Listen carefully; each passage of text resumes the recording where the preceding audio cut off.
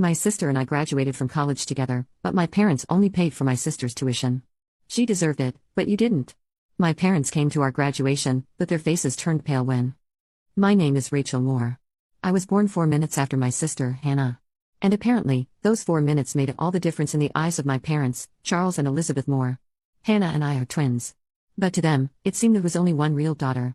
And alas, it wasn't me. From my earliest childhood, I noticed the difference in how they treated me.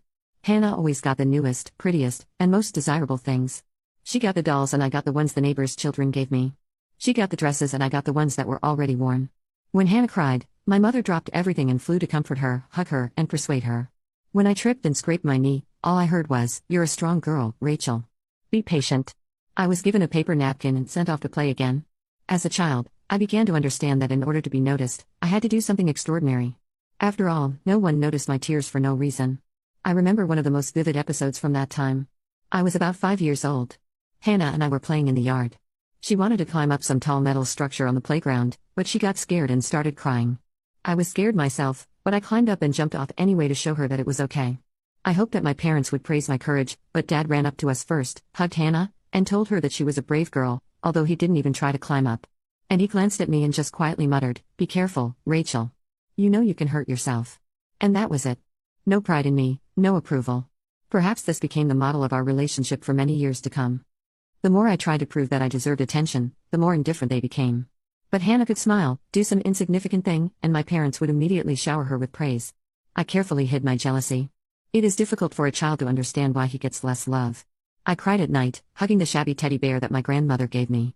My grandmother was the only one who always looked at me with warmth. She lived in another city, so we rarely saw each other. But every time she visited, I was bathed in the warmth that, alas, my mom and dad could not give me. When we went to school, everything became even more noticeable. Hannah was always praised for her efforts. For example, she had a craft made of cardboard and paper, quite ordinary, with many flaws. But my mother shouted, "This is just a masterpiece, Hannah. How did you do it so beautifully? Oh, you're so clever." At the same time, I had my first successes in writing. I received certificates in drawing competitions, wrote short stories for which my teachers noted me. But at home, this only caused a cold reaction. "Well, yes. Well done, Rachel. But watch out. Don't get cocky." I heard some kind of tension in these words, as if my mother did not even want to admit that I was capable of success without their support. I studied hard, avoiding complaints and showy whining because I realized it was useless.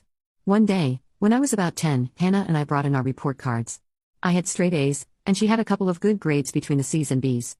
My parents, looking at my A's, just nodded, "Well, you're a smart girl. It's clear." And looking at Hannah's report card, they exclaimed, "Wow, 3 B's. Great, Hannah. We're proud of you." I remember how my heart sank. It seemed as if the award for my hard work had been given to someone else. And this happened over and over again. The older we got, the more obvious the gap in our family became.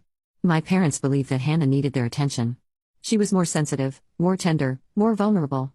And I, in their opinion, could stand up for myself. "You'll figure it out yourself. You'll find a way out yourself," and so on in the same spirit. At some point, I resigned myself to the fact that I wouldn't have much support from my parents, but resigning myself doesn't mean giving up. On the contrary, it pushed me forward every time, even more stubbornly, constantly proving not so much to them as to myself that I'm worth something. When Hannah and I were finally approaching graduation, the question of choosing a college arose. We both decided to study accounting. It turned out to be an amazing coincidence. This interest in numbers, finances, and reporting was awakened in me because I loved order and precision. In Hannah, I never noticed any particular desire for such sciences, but she said, "Well, this is a popular profession, and then we'll see." My parents took this very seriously. They paid for her education in full and at once so that Hannah doesn't have to worry about anything during her studies. Let her focus on her studies. And to me, as soon as the conversation turned to money for education, they said, "You're smart, Rachel. You can probably get a grant and earn some extra money if necessary. You won't be lost."